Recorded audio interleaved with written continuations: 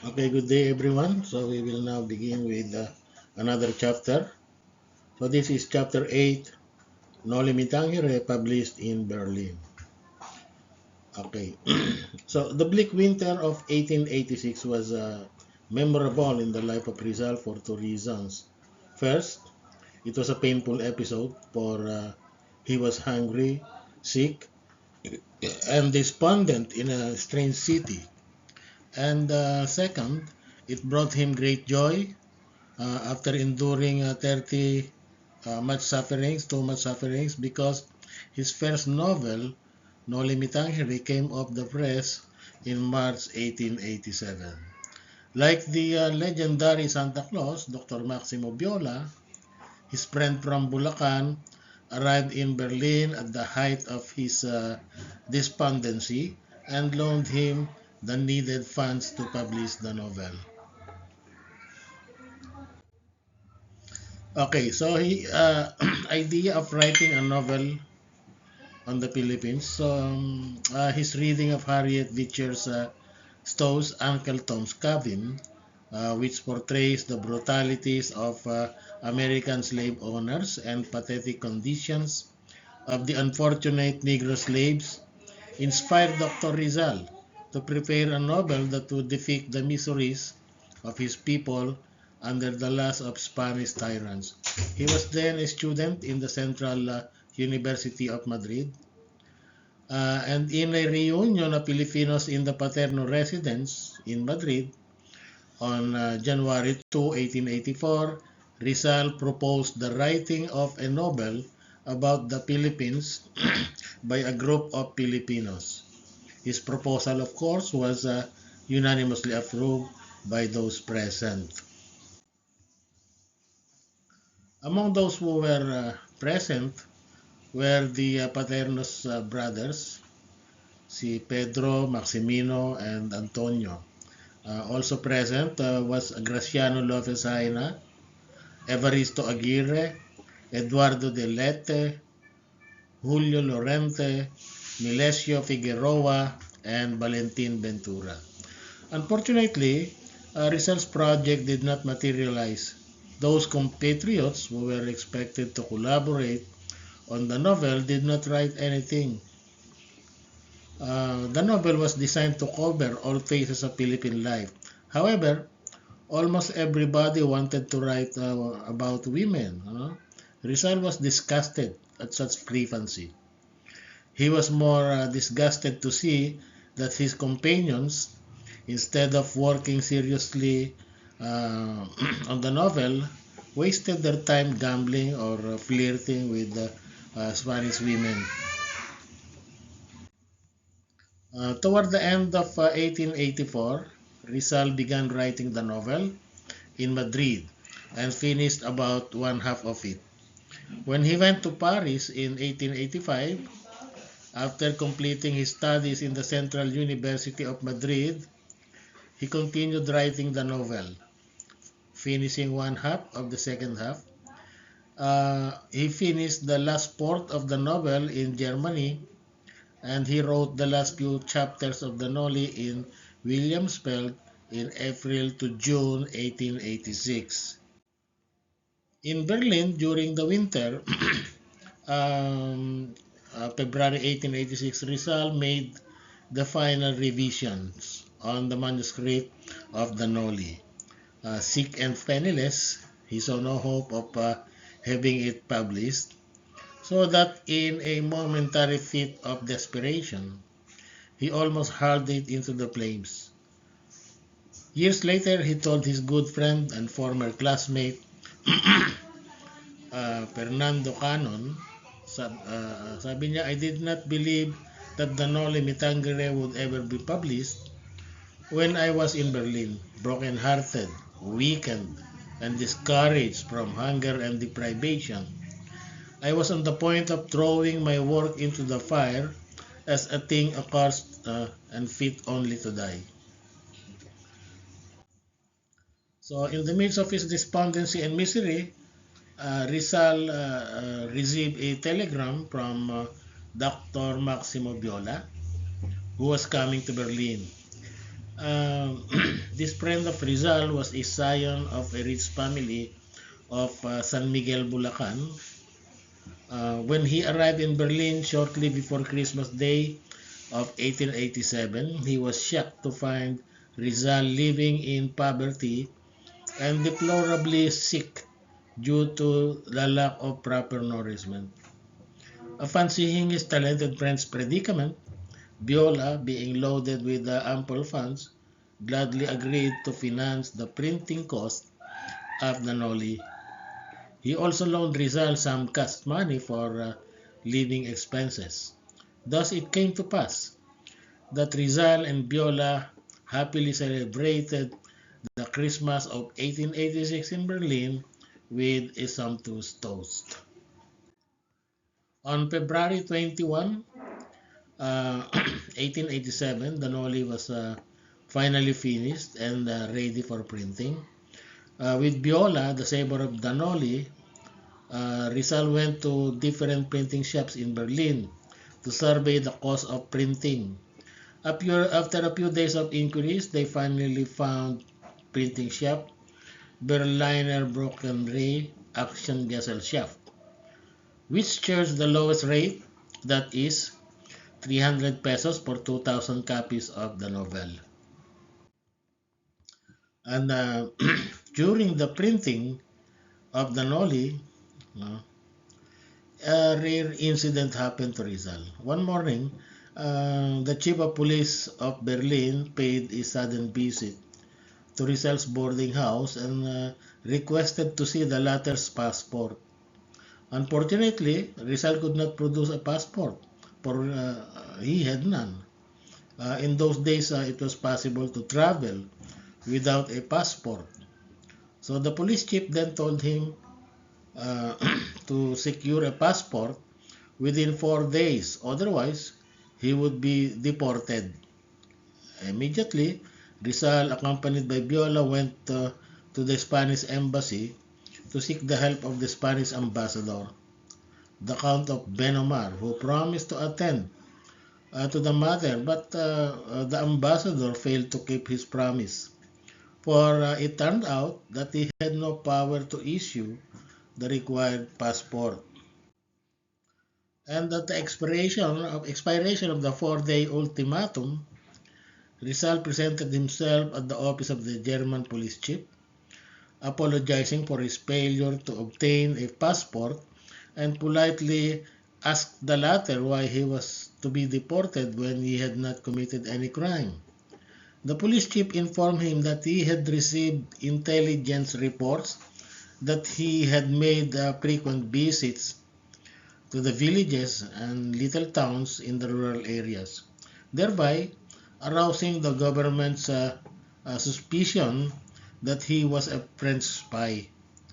Inasmuch as he entered Germany from Paris, where he resided for some years, and was apparently a lover of France, whose language and culture he knows so much, and at the time the relations between France and Germany were strained on account of Alsace-Lorraine. Rizal, in fluent German language, explained to the police chief he was not a French spy but was a Filipino physician and scientist, particularly an ethnologist. As an ethnologist, he visited the rural areas of the countries he visited to observe the customs and lifestyles of their inhabitants. Favorably impressed with Rizal's explanation and fascinated by his mastery of the German language and personal charisma, the police chief was satisfied and allowed him to stay freely in Germany. After the incident of this aborted deportation as a suspected French spy, Rizal, with the help of Viola, supervised the printing of the Noli day by day. So they were at the printing shop, proofreading the printed pages.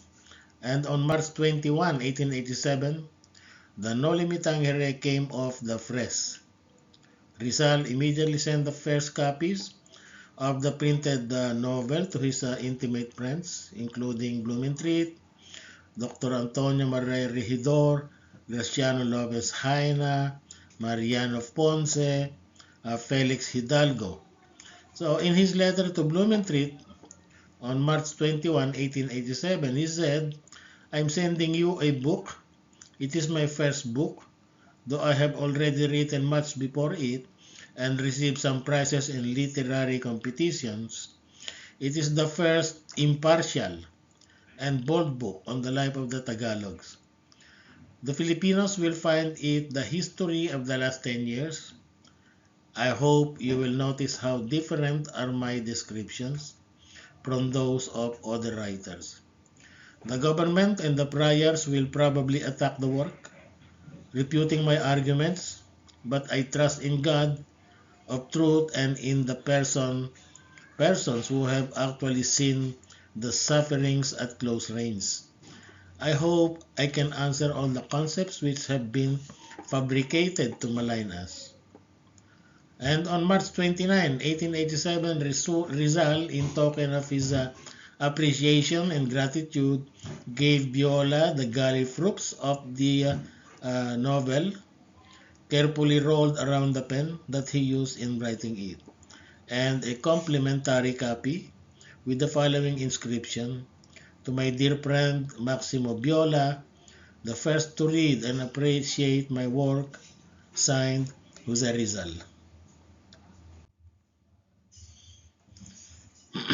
Okay, so the title of the novel, Noli Me Tangere, is a Latin phrase which means "touch me not."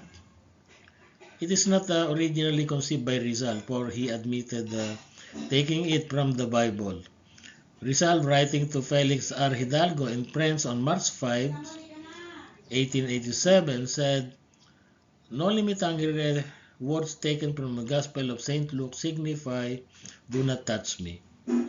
In citing the biblical source, Rizal made a mistake.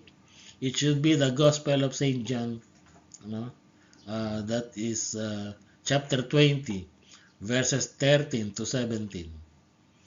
According to St. John, on the first Easter Sunday, Saint Mary Magdalene visited the Holy Sepulchre, and to her our Lord Jesus, just arisen from the dead, said, "Touch me not, I am not yet ascended to my Father, but go to my brethren, and say unto them, I ascend unto my Father and your Father, and to my God and your God." Okay, so the author's dedication, Rizal dedicated his Noli Me Tangere to the Philippines, to my fatherland. The Noli based on truth. Okay, so the Noli Me Tangere, unlike many works of fictional literature, was a true story of Philippine conditions during the last decades of Spanish rule. The places, the characters, and the situations really existed. "The facts I narrate there," said Rizal, "are all true and have happened, and I can prove them." Okay, so the characters, of course, Ibarra, Maria Clara, Elias, Tasio, Capitan Tiago, Padre Damaso, Padre Salvi, etc., were drawn by Rizal from persons who actually existed during his times. Maria Clara was Leonor Rivera, of course, his sweetheart. Although in real life she became unfaithful, unlike the heroine of the novel, and married an Englishman, Ibarra and Elias represented Rizal himself. Tasio, the philosopher, was his elder brother, Pasiano. Padre Salvi was identified by Rizalists as Padre Antonio Piernavieja, the hated Augustinian friar in Cavite, who was killed by the patriots during the revolution. Capitan Tiago was Capitan Hilario Sudico of San Nicolas, and Doña Victorina was Doña Agustina Medel. The two brothers, Basilio and Crispin, were the Crisostomo brothers of Hagonoy, And Padre Damaso was typical of a domineering friar during the days of Rizal, who was arrogant, immoral, and anti-Filipino. Okay, so the Friends of Rizal hailed the novel, praising it in glowing colors. As to be expected, Rizal's enemies condemned it. Rizal anticipated the vitriolic attacks of his enemies, who were sure to be told the truth of their evil ways. As he told Blumentritt, the government and the friars will probably attack the work, refuting my statements. But I trust in the God of truth and in the persons who have actually seen our sufferings.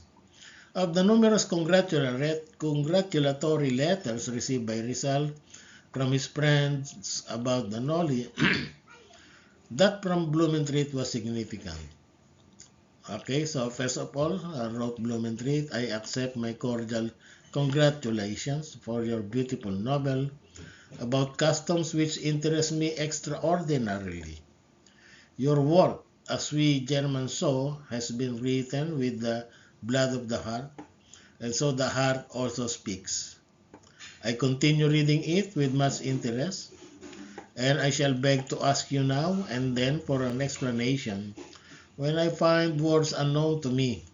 For instance, the word filibustero must have a certain meaning in the Philippines that I do not find in the Spanish of the peninsulars, nor in that of the Spanish peoples of America. In London, Dr. Antonio Maria Regidor, Filipino patriot and lawyer who had been exiled due to his complicity in the Cavite Mutiny of 1872, read avidly the Noli and was very much impressed by its author.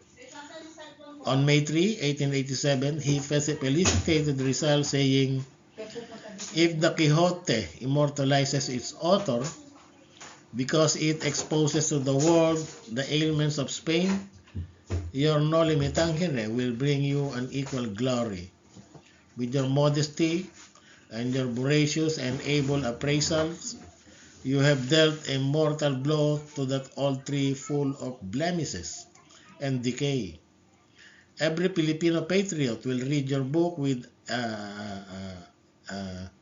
avidity, and upon discovering in every line a veracious idea and in every word a fitting advice, he will be inspired and he will regard your book as the masterpiece of a Filipino and the proof that those who thought us incapable of producing great intellects are mistaken or lying.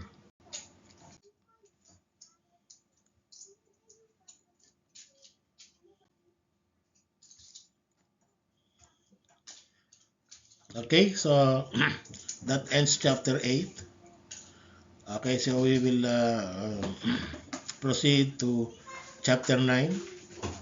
This is Rizal's grand tour in Europe with Viola. So, yun na nga, after the publication of the Noli, Rizal planned to visit the important places in Europe. Dr. Maximo Viola agreed to be his traveling companion. Rizal had received Paciano's remittance of 1,000, which was forwarded by Juan Lune from Paris. He immediately paid Viola the sum of 300, which the latter kindly loaned so that the Noli could be printed, having paid his debt. And with adequate funds in his pocket, he was ready to see Europe before returning to Calamba. First, he and Viola visited Potsdam, a city near Berlin which Frederick the Great made famous. Okay. So at dawn, on May 11, 1887, Rizal and Viola, two brown-skinned doctors on a roaming spree, left Berlin by train. It was ideal season for travel. Spring was in the air, and all over Europe the flowers were blooming. The meadows were turning green and the villages were humming with activity. According to Viola, the luggage of Rizal ridiculed included all the letters he had received from his family and friends. Their destination was Dresden, no? One of the best cities in Germany.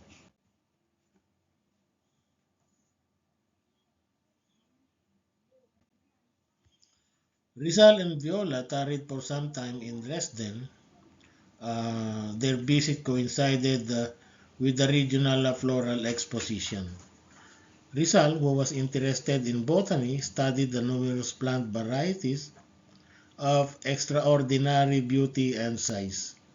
They visited Dr. Adolf B. Meyer, who was overjoyed to see them in the Museum of Art, which they also visited. Rizal was deeply impressed by a painting of Prometheus Bound and recalled seeing a representation of the same idea in an art gallery in Paris. While strolling at the scene of the floral exposition, they met Dr. Jagor.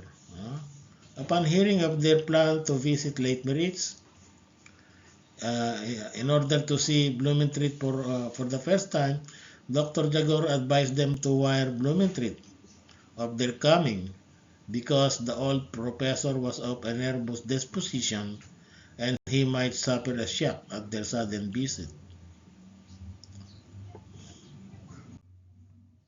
And at 1:30 p.m., May 13, 1887, the train with Rizal and Viola on board arrived at the railroad station of Lake Meritz, Bohemia. Professor Blumentritt, who had received their wire, was at the station.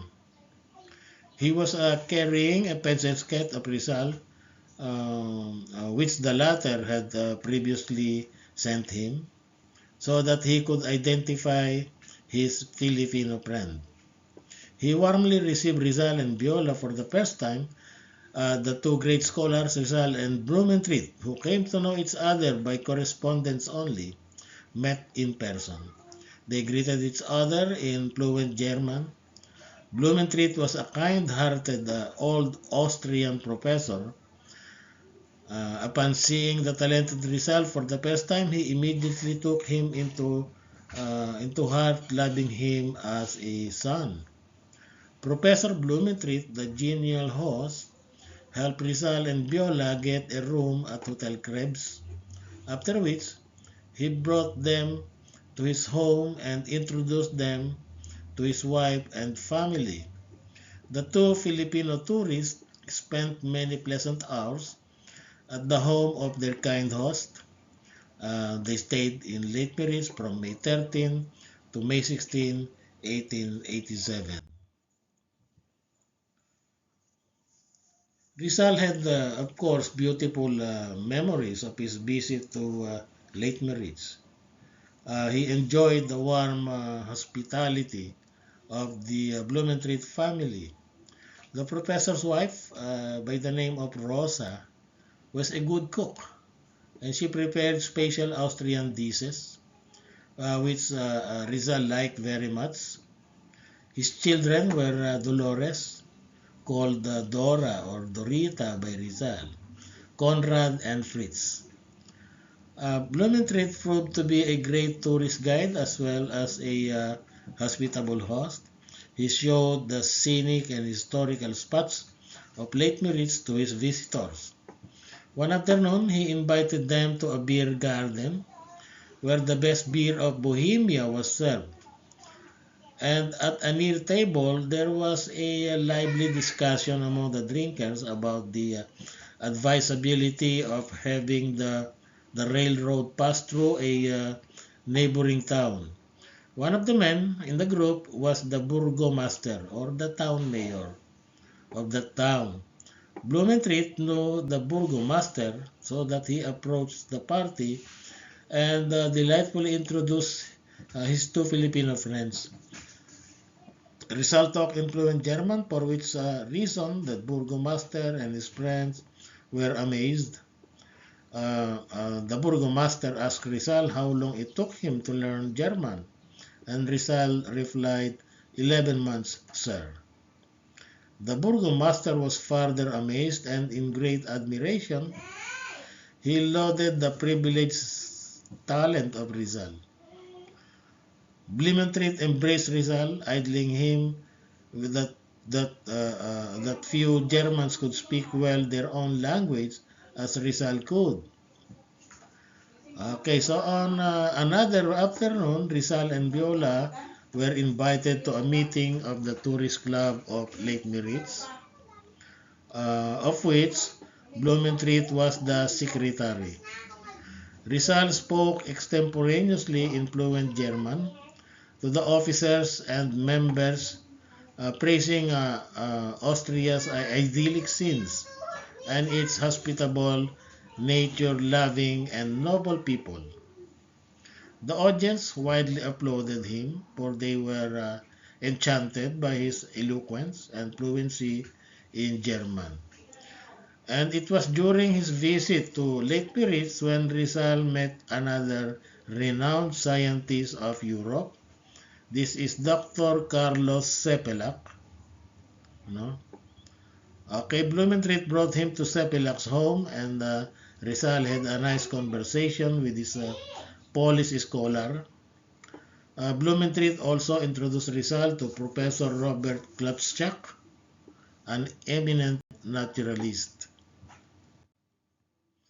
In the quote, Rizal expresses a profound feeling of connection and solidarity with his friends in Lake Miritz, Bohemia. This is Blumentritt's hometown. You know? So the core message of the quote is solace in friendship. Rizal found comfort and strength in knowing that his friends in Bohemia shared his sentiments and supported him. He told himself, "You are not alone, Rizal." So, nagkaroon ng mutual empathy. He believed these good, noble, and friendly souls would rejoice over joys and will weep over your sufferings. The quote reflects the importance of his relationship with Blumentritt and the latter's family in providing him with intellectual and emotional support during his travels and work in Europe. Okay, so after Lake Miritz, Rizal and Viola visited the historic city of Prague. They carried letters of recommendation from Blumentritt to Dr. Wilcom, a professor of natural history in the University of Prague. The good professor and his charming wife and daughters welcomed them and showed them the city's historic spots. Rizal and Viola visited the tomb of Copernicus, the famous astronomer, the Museum of Natural History, the bacteriological laboratories, also the famous cave where San Juan Nepomuceno, the Catholic saint, was imprisoned, and the bridge from which this saint was hurled into the river. After saying goodbye to Professor Wilcom and his family, the two tourists went to Brunn. According to Viola, nothing of importance happened in this city. And on May 20, Rizal and Viola arrived in the beautiful city of Vienna, capital of Austria, famous in song and story. This city fascinated Rizal because of its beautiful buildings, religious images, hunting waltzes, and majestic charm. Vienna was truly the queen of the Danube. Rizal and Viola, armed with a letter of recommendations from Blumentritt, met Nordenfalks, one of the greatest novelists in Europe during that time. So this great Austrian novelist was favorably impressed by Rizal, and years later he spoke highly of Rizal. Sabi niya, whose genius he so much admired. And in Vienna, Rizal received his lost diamond stick pin. Uh, it was found by a maid in Hotel Krebs and was given to Blumentritt, who in turn forwarded it to Rizal in Vienna. Rizal and Viola stayed at Hotel Metropole. They visited the city's interesting places, yung mga churches, museums, art galleries, theaters, and public parks. Also, they met two good friends of Blumentritt, Massner and Nordmann, mga Austrian scholars ito. And on May 24, Rizal and Viola left Vienna on a riverboat, to see the beautiful sights of the Danube River. As they traveled along the famous river, Rizal observed keenly the river sights, the barges loaded with products, the flowers and plants growing along the river banks, the boats with families living on them, and the quaint villages on the riversides. He particularly noticed that the passengers on the riverboat were using paper napkins during the meals, which was a novelty to him. During that time, there were no paper napkins yet. So his fellow passenger Viola commented that the paper napkins were of course more hygienic and economical than cloth napkins. And then from Linz to Rheinfeld. The river voyage ended in Linz, so they traveled overland to Salzburg, and from there to Munich, where they sojourned for a short time to savor the famous Munich beer. Okay, so reputed to be the best in Germany. From Munich, they went to Nuremberg, one of the oldest cities of Germany. Among the sights which they saw in the city were the horrible torture machines used by the Inquisition. Rizal examined carefully these torture machines. He and Viola were impressed by the manufacture of dolls, which was the biggest industry of the city. After Munich, they visited Ulm. The cathedral of the city was the largest and tallest in all Germany.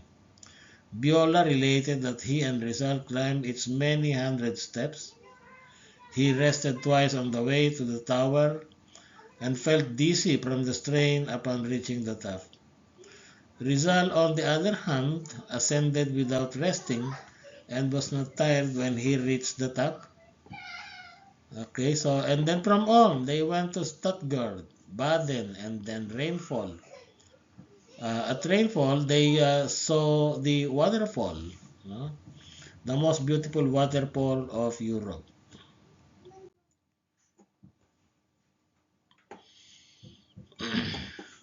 From Rheinfeld, they crossed the frontier to Schaffhausen, Switzerland. So they stayed in the city from June 2 to 3, 1887. They continued their tour to Basel, Bern, and then Lausanne. After sightseeing in Lausanne, Rizal and Viola left on a little boat, crossing the foggy Lemon Lake to Geneva. So this Swiss city is one of the most beautiful cities in Europe, visited by world tourists every year. The people of Geneva were linguists, speaking French, German, and Italian. Rizal conversed with them in these three languages. Aside from visiting the tourist spots, Rizal and Viola went boating on the lake. So in this aquatic excursion, Rizal showed his rowing prowess, which he acquired during his boyhood days in Calamba. And on June 19, 1887, Rizal treated Viola to a blowout. It was his 26th birthday. According to a Filipino custom, he celebrated his birthday with a sumptuous meal. Rizal and Viola spent 15 delightful days in Geneva, and on June 23, they parted ways. Viola returned to Barcelona, while Rizal continued the tour to Italy.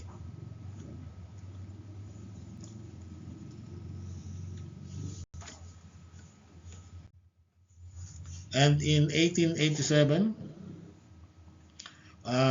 in Madrid, while Rizal was accompanied by Dr. Viola, was happily touring Europe, an exposition of the Philippines was held in Madrid, Spain. And upon reaching Geneva, he received sad news from his friends in Madrid of the deplorable conditions of the primitive Igorots who were exhibited in this exposition, some of whom died, and whose scanty clothing, mga G-strings lang ang gamit nila, and of course yung mga crude weapons, were objects of mockery and laughter by the Spanish people, and of course the press. And being a champion of human dignity, Rizal was outraged by this degradation of his fellow countrymen, the Igorots of northern Luzon. In a letter to his friend Blumentritt, dated Geneva,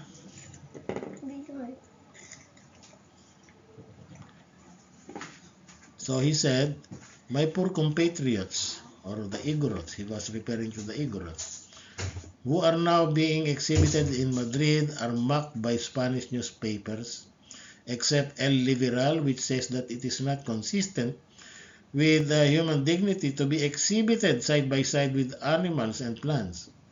I have done everything possible to prevent the display of this degradation of men of my race, but I have not succeeded.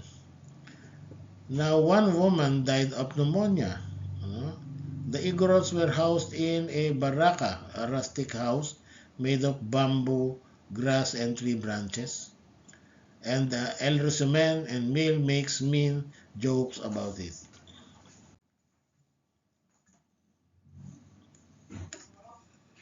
From Geneva, Rizal went to Italy. He visited Turin, Milan, Venice, and Florence. On June 27, 1887, he reached Rome, the Eternal City, and also called the City of the Caesars.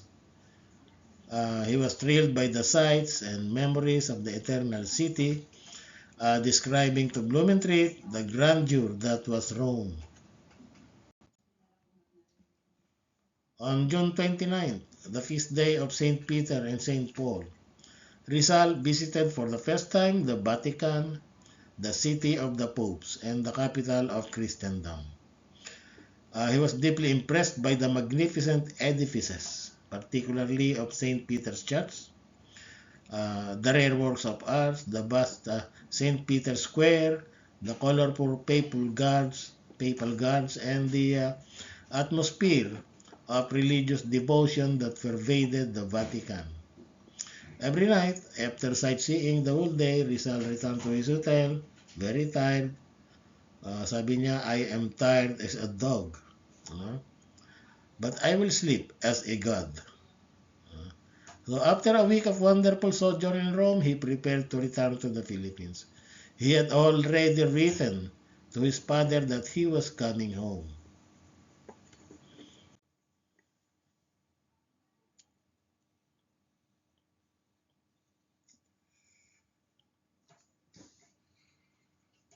Okay, moving on to chapter 10, first homecoming. Okay, so all the alluring beaches of foreign countries and all the beautiful memories of his sojourn in alien lands could neither make Rizal forget his fatherland, nor turn his back to his own nationality.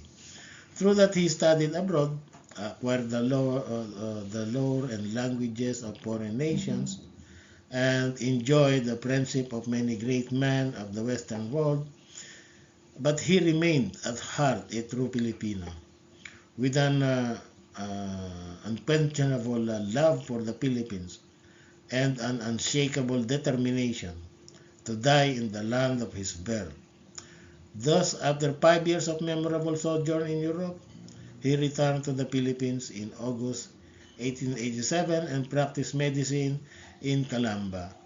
He lived the quiet life of a country doctor, but his enemies, of course, who resented him,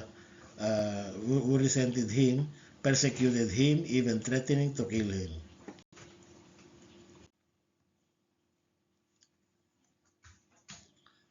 Okay, so decision to return home.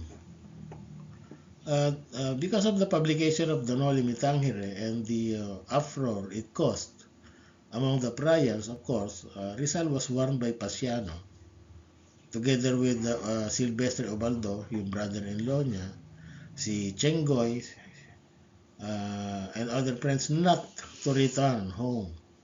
But he did not heed their warning.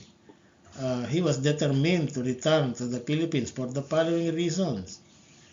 First is to operate on his mother's eyes. And of course, to serve his people who had long been oppressed by Spanish tyrants. Third is to find out for himself how the Noli and his other writings were affecting Filipinos and Spaniards. And lastly, to inquire why Leonor Rivera remained silent.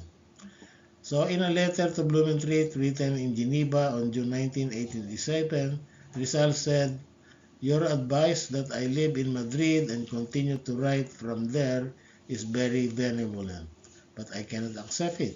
I cannot endure the life in Madrid, where everything is a voice in a wilderness. My parents want to see me and I want to see them also. All my life I desire to live in my country by the side of my family, and until now I am not Europeanized like the Filipinos."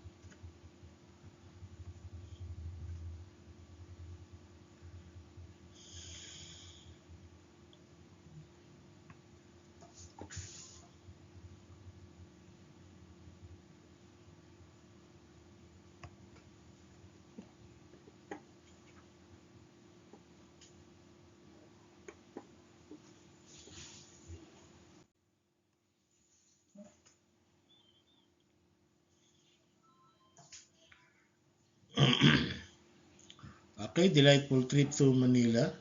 So, Rizal left Rome by train for Marseilles, a French port, which he reached without a mishap. And on July 3, 1887, he boarded the steamer Gemna.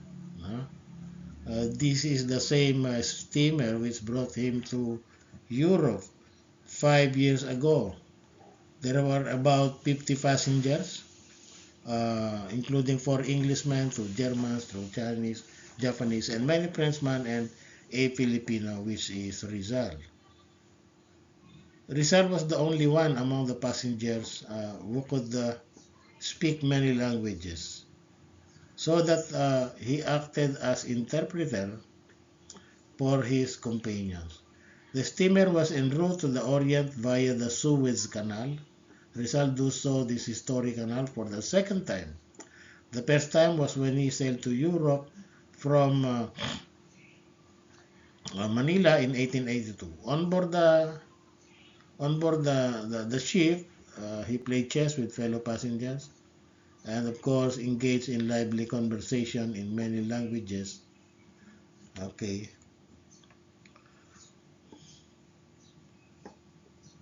At Saigon on July 30, he transferred to another steamer, Haiphong, which was Manila bound. On August 2, this steamer left Saigon for Manila. Near midnight of August 5, the Haiphong arrived in Manila. Rizal went ashore with a happy heart, for he once more uh, trod his beloved native soil. He stayed in the city for a short time to visit his friends. He found Manila the same as when he left it 5 years ago. There were the same old churches and buildings, the same holes in the roads, the same boats on the Pasig River, and the same uh, walls surrounding the city. On August 8th, he returned to Calamba. Okay, so his family welcomed him affectionately with plentiful tears of joy. And writing to Blumentritt of his homecoming, he said, I had a pleasant voyage. I found my family enjoying good health, and our happiness was great in seeing each other again.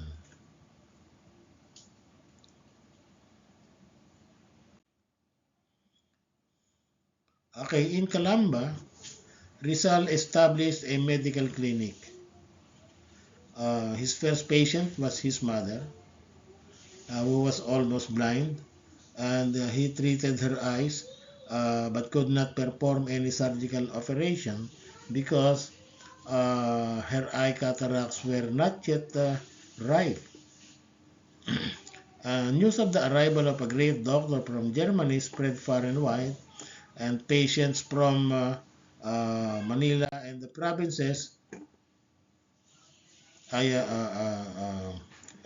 went to Rizal to uh, to treat their illnesses. Meanwhile, Rizal was peacefully living in Calamba. You know. His enemies plotted his doom. Okay, aside from practicing medicine, attending to his gymnasium, which he established, and taking part in the town civic affairs, he painted several beautiful landscapes and translated the German poems of von Wildermark into Tagalog. A few weeks later, his arrival, a storm broke over his novel. One day, Rizal received a letter from Governor General Emilio Terrero requesting him to come to Malacanang Palace. Somebody has whispered to the governor's ear that the Noli contained subversive ideas. Rizal went to Manila and appeared at Malacanang. Okay. uh, where he was informed by Governor General Terrero of the church. He denied it, of course, explaining that he merely exposed the truth, but he did not advocate subversive ideas. Pleased by his explanation and curious about the controversial book, the Governor General asked the author for a copy of the Noli so that he could read it. Rizal had no copy then because the only copy he brought home was given to a friend. However, he promised to secure one. Rizal visited the Jesuit fathers to ask for a copy that he sent them, but they would not part with it.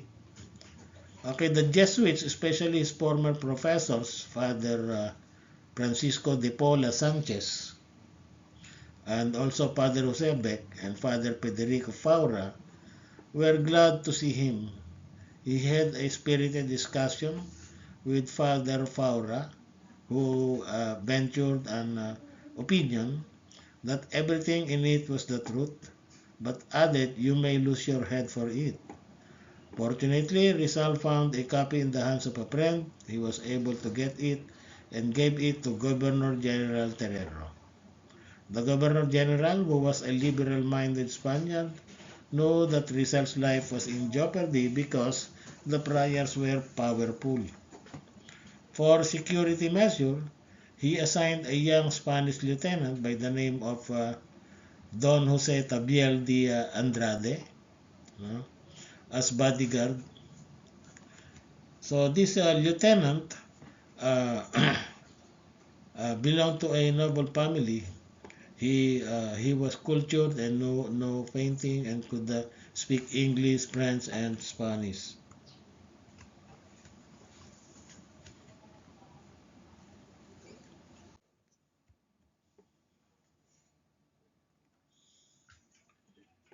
Okay, so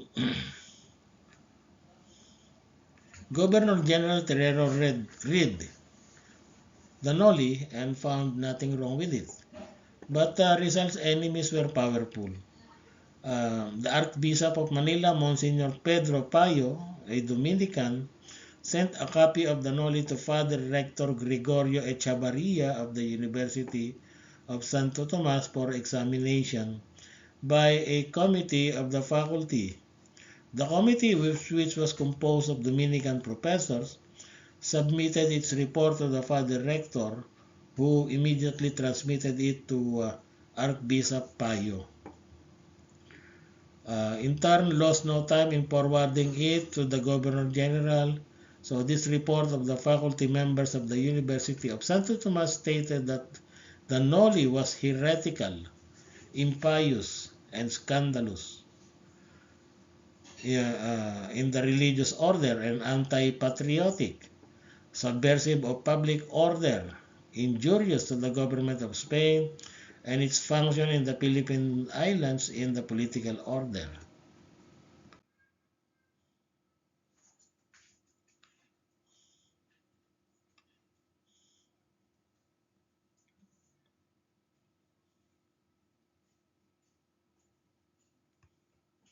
Okay, Governor General Terrero was dissatisfied with the report of the Dominicans, for he knew that the Dominicans were prejudiced against Rizal. He sent his novel to the Permanent Commission of Censorship, which was composed of priests and laymen. The report of this commission was drafted by its head, Father Salvador Font, an Augustinian cura of Tondo, and submitted to the Governor General on December 29. It found the novel to contain subversive ideas against the Church in Spain, and he recommended that the importation, reproduction, and circulation of this book in the islands be absolutely prohibited. When the newspaper published Pont's written report of the censorship commission, Rizal and his friends became apprehensive and uneasy. The enemies of Rizal exulted in unholy glee. The banning of the Noli only served to make it popular. Everybody wanted to read it. News about the great book spread among the masses. What the hated Spanish master did not like, the oppressed masses liked very much, like it very much, despite the government prohibition and the vigilance of the cruel Guardia Civil. Many Filipinos were able to get hold of copies of the Noli, which they read at night behind closed doors. Attackers of the Noli, the battle over the Noli took the form of a violent war of words. Father Font printed this report and distributed copies of it in order to discredit the controversial novel. Another Augustinian, Father Jose Rodriguez, uh, prior of Guadalupe, published a series of 8 pamphlets under the general heading Cuestiones de Sumo Intern to blast the Noli and other anti-Spanish writings. These 8 pamphlets were entitled as follows.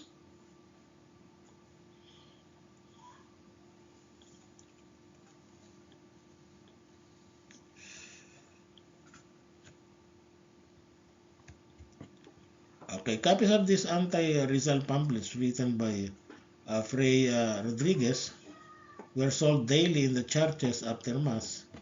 Many Filipinos were forced to buy them in order not to displease the friars, but they did not believe what their author said with hysterical fervor.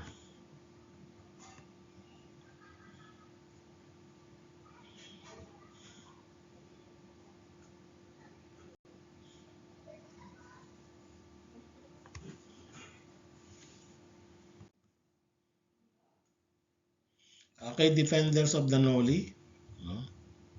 The much maligned Noli had its gallant defenders, who fearlessly came out to prove the merits of the novel or to refute the arguments of the unkind attackers. Si Marcelo H. del Pilar, si Dr. Antonio Maria Regidor, Graciano Lopez Haina, Mariano Ponce, and other Filipino reformists in foreign lands, uh, of course, rushed to uphold the truths of the Noli, uh, while Sanchez, Rizal's favorite teacher at the Ateneo, Father Paula Sanchez, defended and praised it in public. Don Sigismundo Moret, former Minister of the Crown, and of course Dr. Miguel Muraita, isang historian and statesman. Professor Blumentritt, a scholar and educator, read and liked the novel. A brilliant defense of the Noli came from an unexpected source. It was by Father Vicente Garcia, no?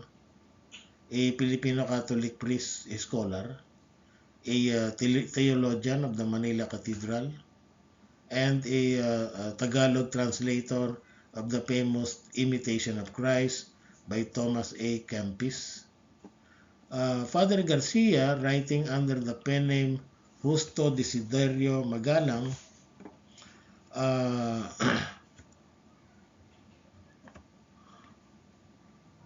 wrote a defense of the Noli, which was published in Singapore as an appendix to a pamphlet dated July 15, 1888.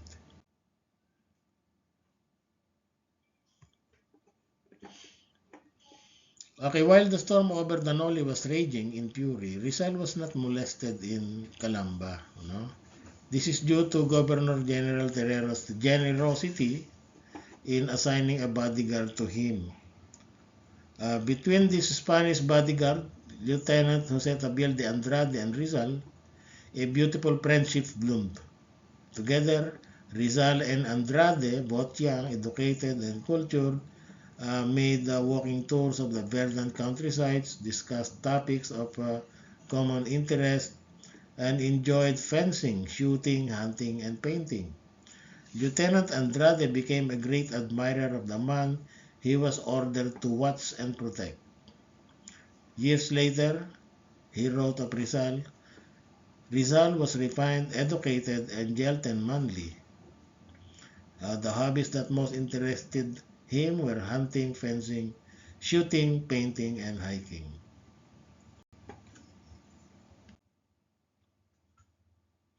Okay, Governor General Terrero, influenced by certain facts in Noli Me Tangere, ordered a government investigation of the prior estates to remedy whatever inequities might have been present in connection with land taxes and with the tenant relations. One of the prior estates, sorry,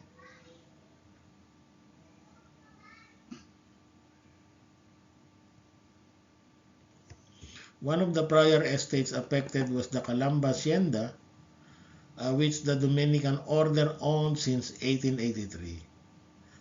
And in compliance with the Governor General's order, dated December 30, 1887, the civil governor of Laguna Province directed the municipal authorities of Calamba to investigate the agrarian conditions of their locality.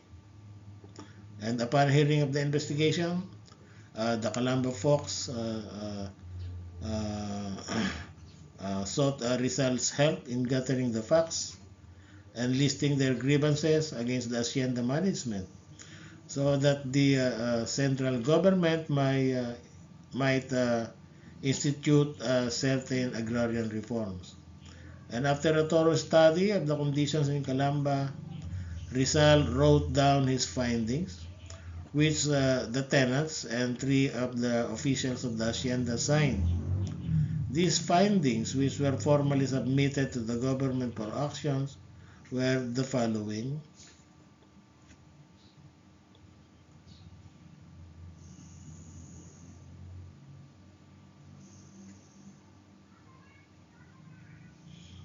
Okay, so so here are the following findings. So we have the hacienda of the Dominican order comprise, no. The profits of the Dominican order continually increased, and the rentals paid by the tenants. Also, hacienda owners never contributed a single centavo for the celebration of fiesta, education for the children, and improvement of agriculture. Haciendas spent much labor in clearing the land. The landowners dispossessed the said tenants, and high rates of interest were charged. The tenant delayed payment of rentals.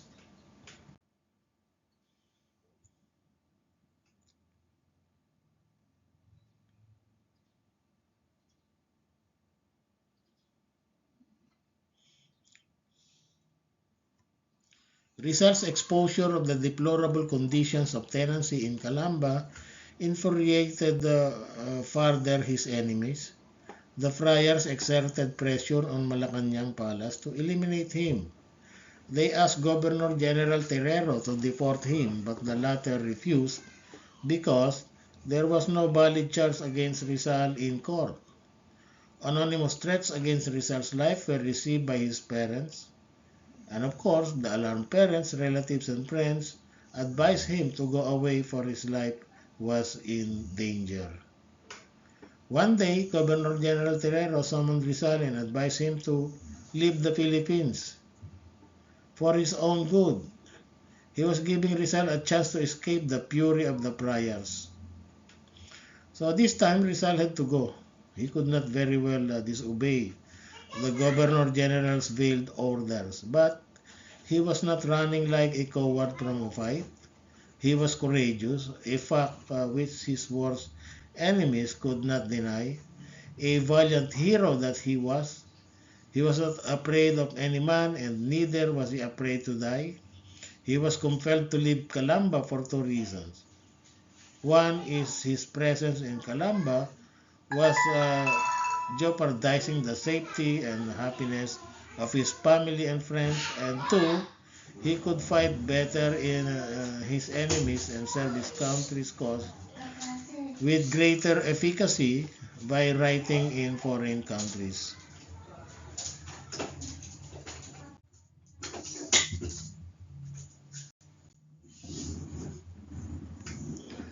Okay, so that ends our discussion of chapter 8, chapter 9, and chapter 10.